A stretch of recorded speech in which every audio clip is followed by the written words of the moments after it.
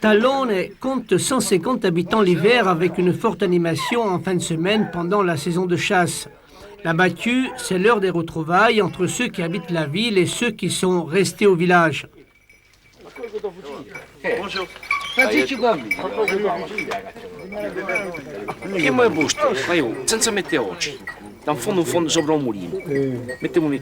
Tutte le buste anche là. Ma se li ti passano mezza occa in razziccia la piana di fanfano, non ti rimicca? No. Non toccano mica. Je la mettais oggi, Augustione, se tu la mettere oggi. La chasse au sanglier est l'une des dernières pratiques communautaires. La place et le rôle de chacun sont décidés avant le départ. Allora stai se ti fai un baule e piemo e buste, o castelluccia con l'acqua su. Facciamo così, l'hai detto, ma gusti. Ce ne dà C'est un rite sacré, nous sommes chasseurs presque par atavisme. Nous avons toujours vécu dans ce milieu et puis, bon, c'est un besoin. Le dimanche, ça nous permet de nous retrouver, ça nous permet de retrouver des amis. En fait, c'est presque une équipe de théâtre. À la limite, je dirais que chacun a son rôle. Vous avez le propriétaire des chiens, le rabatteur, le chasseur, le bon et le moins bon tireur. Enfin, c'est véritablement une équipe, un groupe. Ça fait partie de nos mœurs, ça fait partie c'est vraiment traditionnel.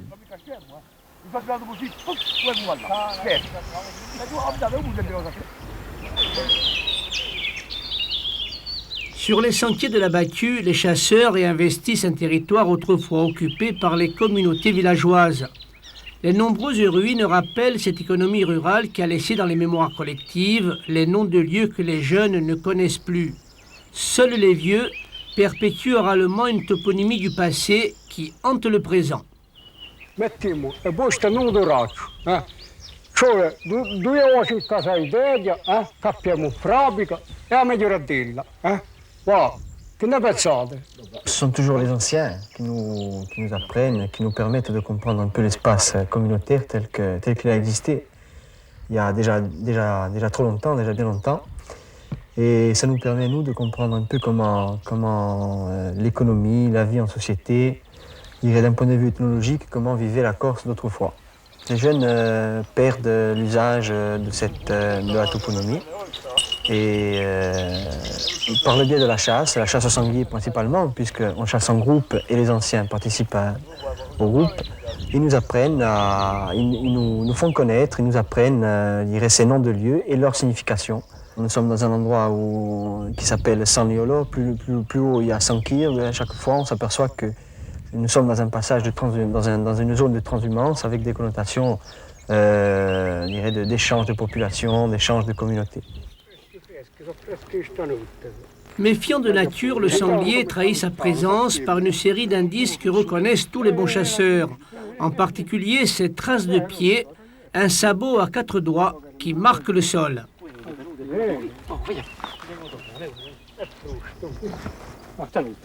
Ci sai fili che togli a reto, si filicano e poi i cinghiali fanno mangiare. Ma vediamo le fuste dove vuole. Qui non tu, ci aspetta che non ti cani. So che non va, sai cinghiali sono qui. Non mi vicino.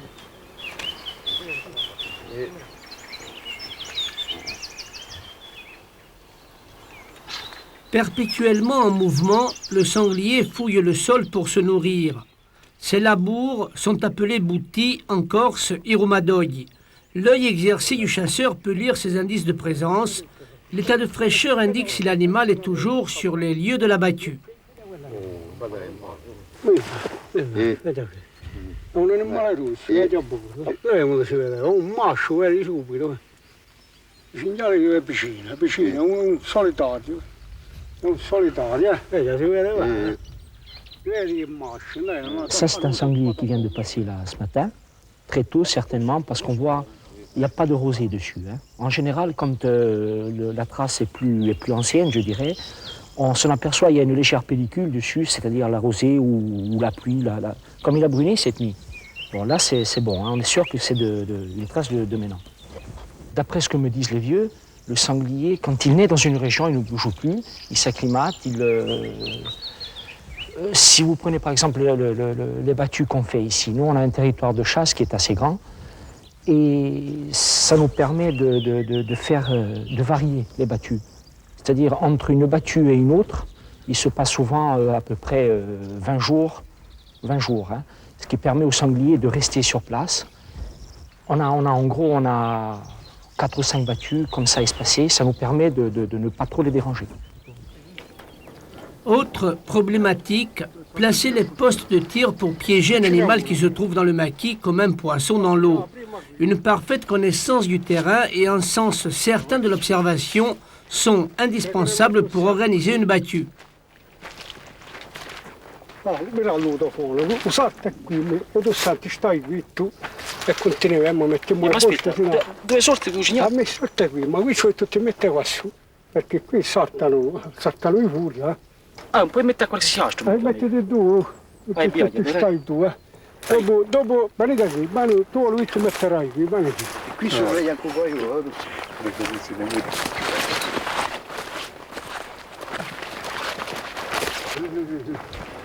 la stadina di Santo Michele, che di più gallo baremo oggi.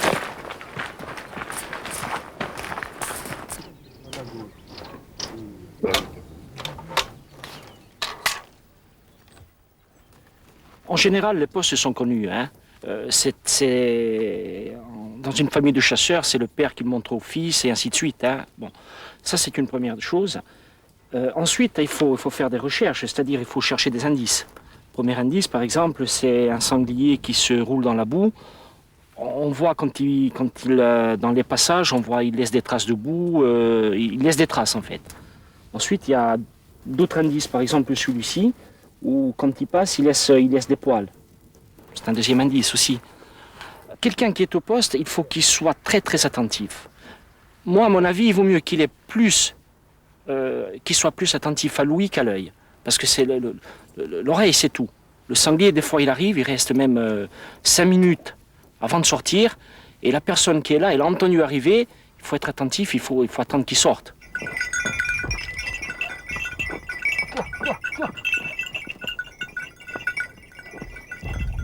Sur l'autre versant de la vallée, les chiens se préparent à entrer en scène. Des races endurantes et expérimentées aux dures réalités du maquis. Le sanglier connaît parfaitement son domaine, il sait déjouer les pièges et peut attaquer s'ils se sent menacés. C'est le point culminant de la battue, le plaisir des oreilles remplace le plaisir des yeux. La musique qui marque le début du grand frisson pour le chasseur.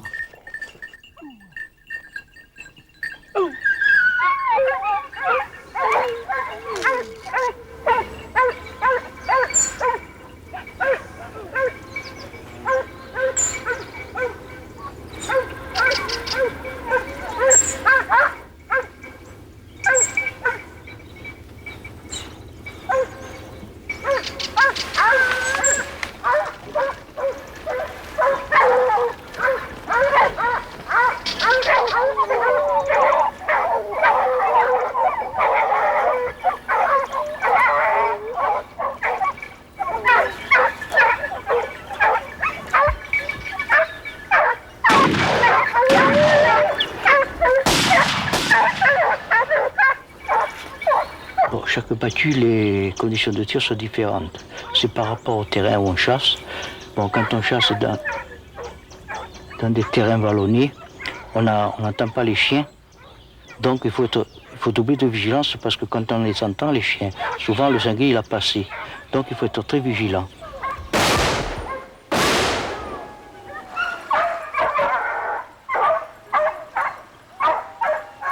Dans les rivières, il faut être tout le temps prêt à entrer en action. Parce que dans la rivière, il y a premièrement le bruit de l'eau. Souvent, on entend le bruit des cascades. Donc, ça coupe tous les bruits qui viennent en dehors de la rivière. Donc, les chiens, automatiquement, on ne les entend pas. Le sanglier, il ne faut pas question de l'entendre non plus. On se le voit juste quand il sort, qui va traverser au pas. La seule défense du sanglier, c'est l'ouïe et l'odorat. Quand il arrive pour traverser une piste, il s'arrête, il écoute et il sent. Donc, s'il sent rien, il traverse. La piste, il la traverse vite. Hein. Donc, il ne s'agit pas de viser une heure. Là. Il faut tirer à l'épaulé. Hein.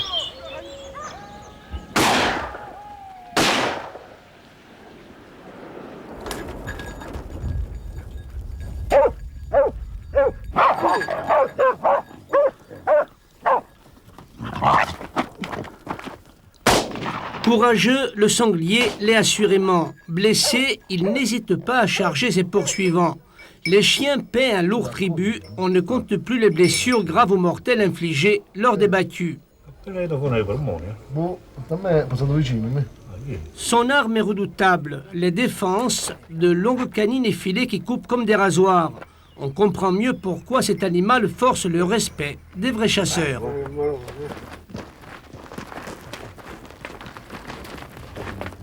Là, nous allons procéder à des contrôles de battues au sanglier à massif forestier. Nous allons procéder par équipe, on va constituer 3 équipes. Bon, chacune dotée d'un poste radio, donc il y aura une équipe numéro 1 qui sera l'équipe autorité, une équipe 2, donc poste 2, une équipe 3, poste 3.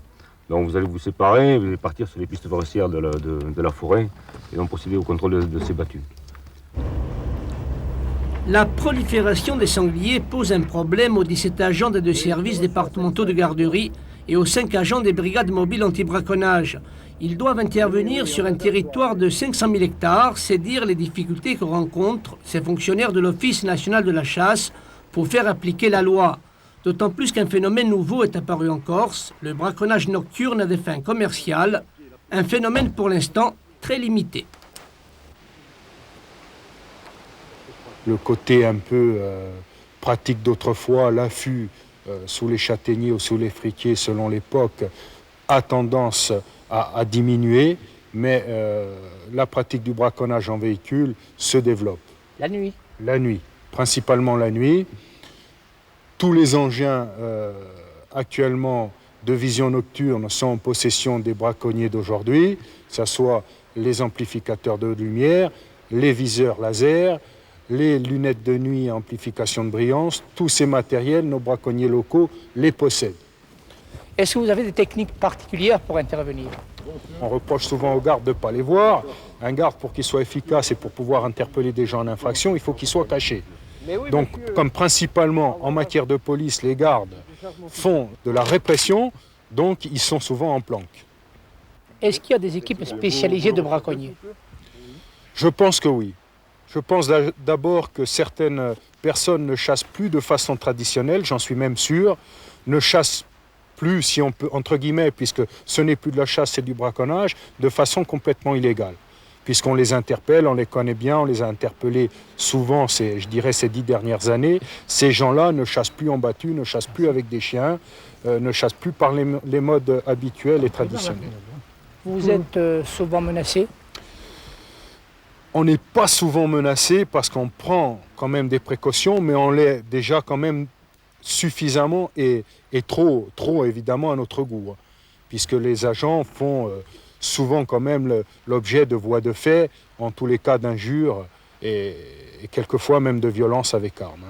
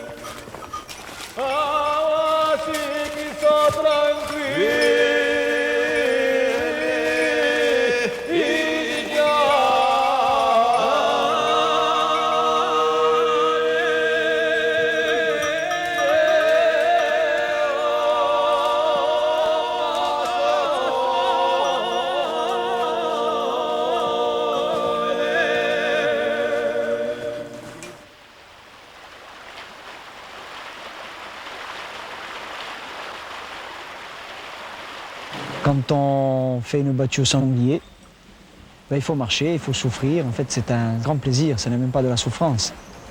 Souvent, on dirait que ces efforts physiques se mémorisent plus facilement et ils font partie, comment dirais-je, d'un effort, d'une mémoire. Et chacun tient son rôle et puis on a plaisir à être tous ensemble. On éprouve beaucoup de plaisir aussi à entendre les autres, les anciens, nous parler, nous montrer, nous donner des repères culturels, naturels de notre vie sociale, de notre histoire presque.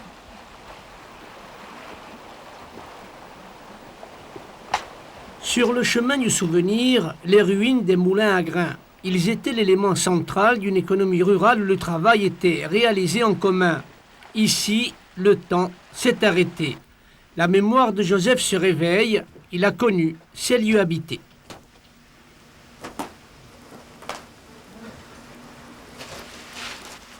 Mi faccia piacere di vedere questi affari qui. Ci sono falato a Macina Urano, ci sono falato. Mi faceva qualcosa di vedere tutto fragico, tutto rotto, tutto abbandonato. Poi c'ho un lasano, li spiego, vado sovente i luoghi, i nomi dei luoghi. C'ho un buon lasano, siamo andati quelli che abbiamo vissuto all'epoca. Se non è a caccia non ci si può più giungere, non ci si può più giungere a caccia per queste macchie, fa la pigliare buste per questi fiumi, tirare i segnali, no. Plus haut dans la vallée, les chasseurs ont de plus en plus de mal à contenir leurs chiens. Les races sont variées avec une dominante de griffons, de Bruno du Jura et de français tricolores. Ces meutes sont bien adaptées au relief et au couvert végétal très dense de la montagne corse. Lâcher une meute reste un art. Il faut tenir compte du sens de la chasse et de la direction du vent. Un mauvais lâcher et l'abattu est un échec.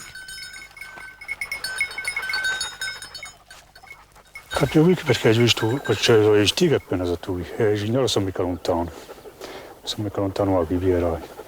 Sì, che non la trovava. Che l'hanno trovato, Riviera, non stiamo così più minuti. E poi c'è più sotto.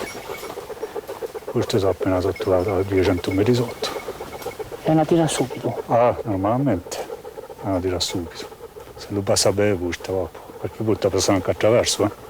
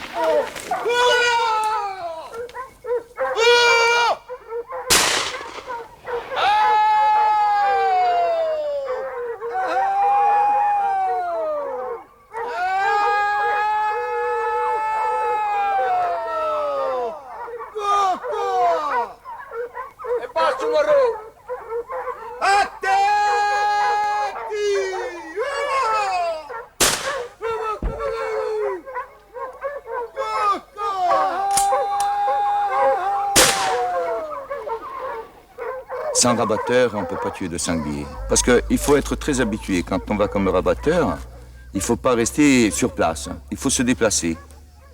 Si on ne se déplace pas, le sanglier, il est plus malin que nous. Alors, on fait des voies, on écoute les chiens. D'après le sens qu'ils prennent, bon, si vous remontez dans une vallée, il faut couper en contrebas, faire des voies, tirer quelques coups, pas trop. Parce que c'est-à-dire, quand on est sur une crête, le sanglier, s'il se trouve dans la vallée, quand vous tirez un coup d'en haut, ça résonne dans la vallée. Et le sanglier, il ne sait plus s'il va aller vers les rabatteurs ou vers l'écho du coup de fusil. Alors, il faut faire des voix, le plus souvent taper dans les mains ou crier, mais il faut crier. Le concert de la meute et le bruit des rabatteurs dérangent quelques représentants de la faune sauvage. Ils troublent à peine la longue attente des chasseurs. Émotion avec ce rarissime chat sauvage, au Yatuolpe, en Corse, le chat renard, on croyait qu'il avait disparu.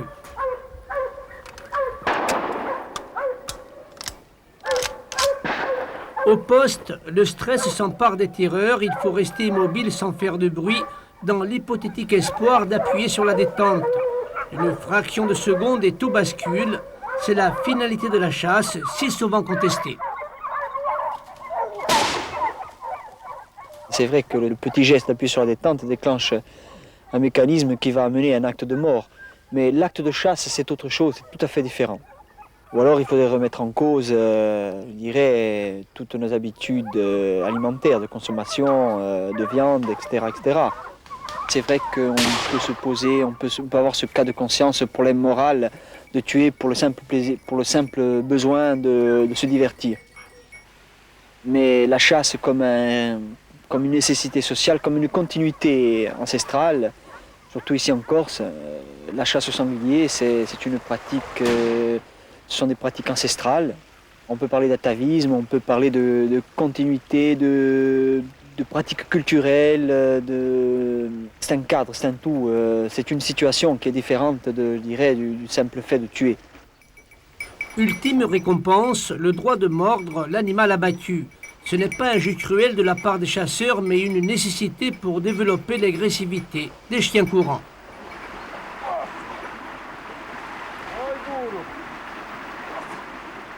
Le retour est parfois difficile, les marches sont épuisantes et les échanges vifs qui divisent les chasseurs après une battue mal organisée reflètent ce besoin d'accomplir une œuvre collective. Chacun veut jouer son rôle à la perfection.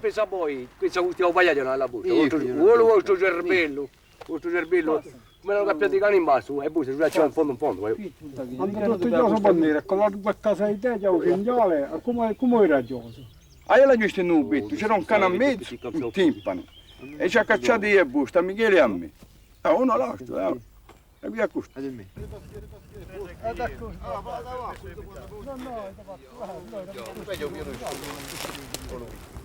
Le repas pris en commun marque l'heure de la réconciliation.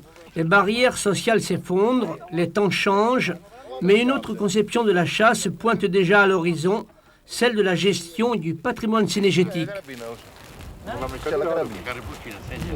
Moi, je crois qu'il n'y a jamais eu en fait de politique de la chasse en Corse, parce que nous sommes dans une terre qui est bénie des dieux, la nature nous a donné tout ce qu'on voulait, et en fait, on n'a jamais pu penser que notre patrimoine cynégétique pouvait un jour être mis à mal, et je crois qu'on s'est désintéressé du problème, et je crois que même toujours maintenant, les gens pensent que la Corse est riche en patrimoine cynégétique et qu'il n'y a pas lieu de faire grand-chose, il n'y a qu'à prendre un fusil et aller chasser, c'est tout. Je crois que ça suffit.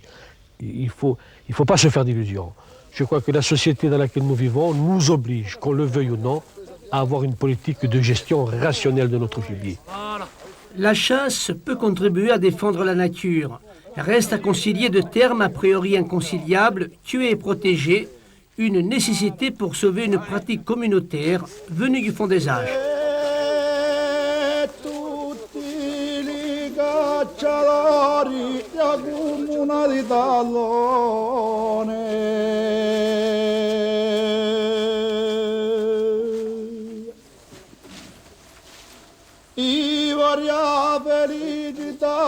Che è finita la stagione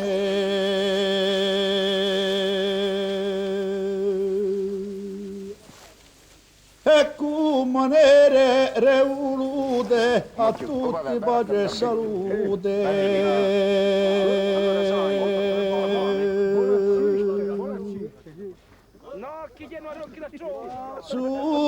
e temo che un anno siamo tutti presenti.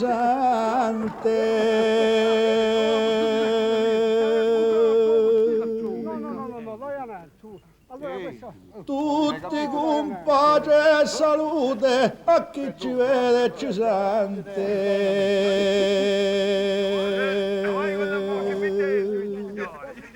Su e tanto buoni cani e tombassa i cinghiali.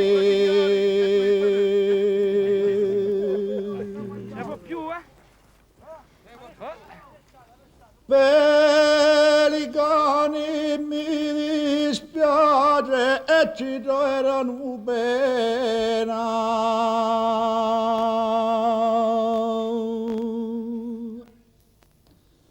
che è finita la stagione, 6 mesi alla catena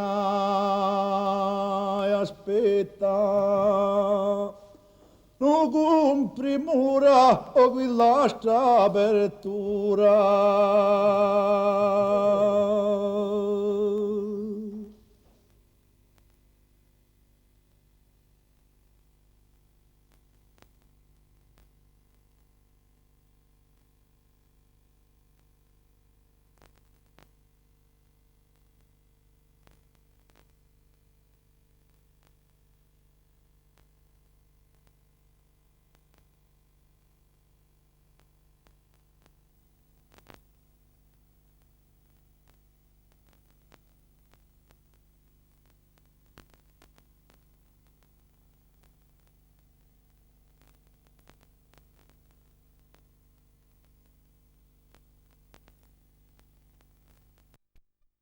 Et on va Et passer maintenant, tout de vous suite. lancez quoi là maintenant?